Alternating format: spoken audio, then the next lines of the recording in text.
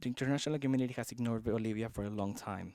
Today, we're facing the consequences of the judicialization and criminalization, abuse of power, and authoritarianism.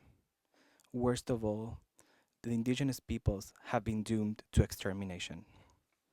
I love the land and the water because together with my family, we have survived working it and producing food. That's the reason why I fight from a young age.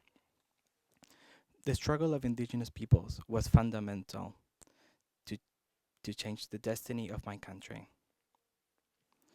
Since the 1990s, we demanded structural changes, and civil society fought for better living conditions. That's why in 2005, Evo Morales won the presidency, and he proclaimed himself as the first indigenous president. We thought that our lives would change, but that wasn't the case. We became his first victims.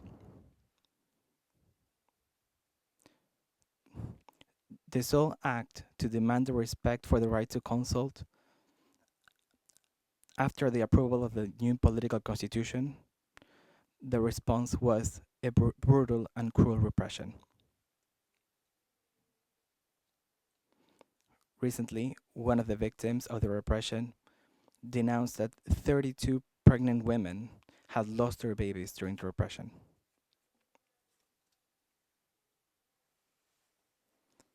Evo Morales thought that building a road through protected land and indigenous territory.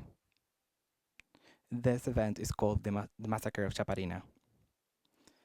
13 years have passed and justice hasn't been served.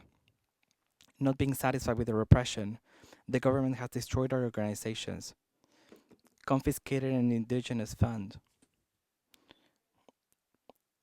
and passed a series of laws against us. I was expelled from my organization and received death threats. I was deemed a traitor and a server of the American empire. The economic policies imposed by the regime of Evo Morales are destroying land and water and rivers, sources of life. Hundreds of my indigenous brothers have their blood contaminated with mercury, cyanide, lead, and arsenic. In 2019, the Bolivian people was on the verge of civil war as a consequence of the abuse of power exercised by Evo Morales. His partners had to force him to resign and to flee to Mexico. After, there were massacres, but we don't have justice to this day because the attorney doesn't want to investigate. The new president continues the same authoritarian policy and abusive. He controls all institutions.